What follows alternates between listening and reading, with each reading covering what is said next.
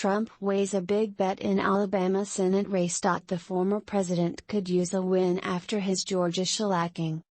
But his endorsement choices in the GOP runoff are tricky. Mo Brooks created a stir among conservative commentators this week after sparring with a Fox News host who told viewers that there was no evidence of widespread election fraud in 2020. That's wrong, the congressman said emphatically, talking over Sandra Smith as she maintained that the election was not stolen. I don't know why you people in the media keep saying that, but that is absolutely false.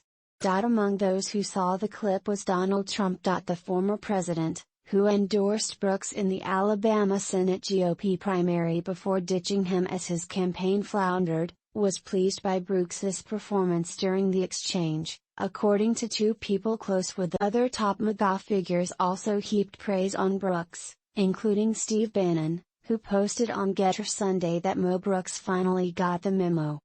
Brooks's return to MAGA's good graces has placed Trump in an awkward position. With the June 21 Republican Senate runoff fast approaching, Alabama presents an excellent opportunity for Trump to determine the outcome with a late endorsement, and thus burnish his win-loss record after a series of high-profile defeats. But his choice isn't an obvious one. Frontrunner Katie Britt is the preferred candidate of Sen. Mitch McConnell, a Trump nemesis. Brooks is a McConnell adversary. I don't see any upside to him getting in, honestly, said John Gray, a Republican strategist in the state, noting that Trump could have made a difference in the race had he decided to campaign for a new candidate. I do think, though, there is this recollection of Mo having been with the president in the past, and his policies. Britt, the former chief of staff to retiring Senator Richard Shelby, spoke with Trump by phone last weekend after finishing first in the May 24 primary, 15 percentage points ahead of Brooks, but short of the 50% threshold necessary to. During the conversation, Trump said he wanted to see independent polling in the runoff, according to a person aware of the call. Britt's internal modeling shows her up 15 points, and the campaign has seen independent polling that has her even higher, said a person close to the campaign. Trump hasn't made a decision yet about intervening in the runoff, said the person close to the president, adding that it's unlikely Trump sits out. If Trump were to turn around and re-endorse Brooks, he could make the argument that pulling the endorsement 2 months ago taught him a lesson, the person said, and that Mo got straight and has been very strong since on his rhetoric about the 2020 election. I certainly think that Mo Brooks is more ideologically aligned with Trump, and I certainly think that were he to come back and re-endorse Mo Brooks, that it would help, said Jessica Taylor, a former candidate in the Senate race who dropped out earlier this year to endorse Mike Durant, who came in third. Taylor is now supporting Brooks in the runoff. Brooks, who was first elected to Congress in 2010 after spending a combined 25 years as a state legislator and member of the Madison County Commission, led efforts in Congress to oppose the certification of President Joe Biden's 2020 victory, including speaking at 2021 rally. But Trump blamed Brooks's decline in support throughout the winter on comments the congressman made last year encouraging Republicans to move on from 2020 and focus their efforts on winning elections in 2022 and 2020. Britt, however, has not sought to champion Trump's stolen election narrative. She has carefully answered questions about the issue by suggesting there were problems with election integrity and that a nationwide forensic audit should be conducted, but stopped short of declaring that Biden's victory. The former president of the Business Council of Alabama, Britt, drew sharp criticism from Trump last summer, but has since worked to earn his respect.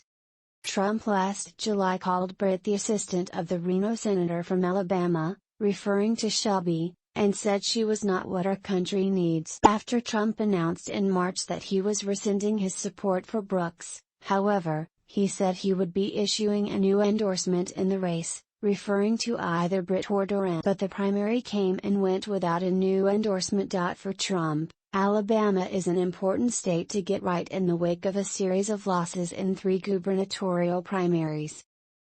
It's a conservative bastion that he easily won twice, but where his endorsement record is mixed, and in need of vindication. In the state's 2017 Republican Senate primary special election, Trump's endorsed candidate, appointed Sen. Luther Strange, fell short.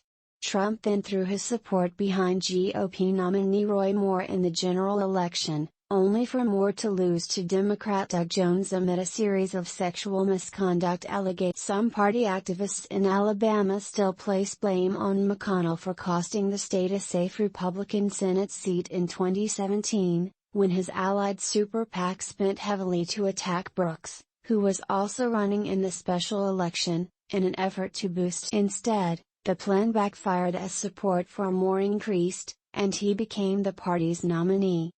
That unique anti-McConnell sentiment in Alabama, coupled with Trump's general disdain for the Republican Senate leader, is something Brooks is trying to seize upon, framing the campaign as MAGA versus Smith. For months, he has been on a statewide Fire McConnell tour, and vowed not to support the Kentucky senator as leader, if elected.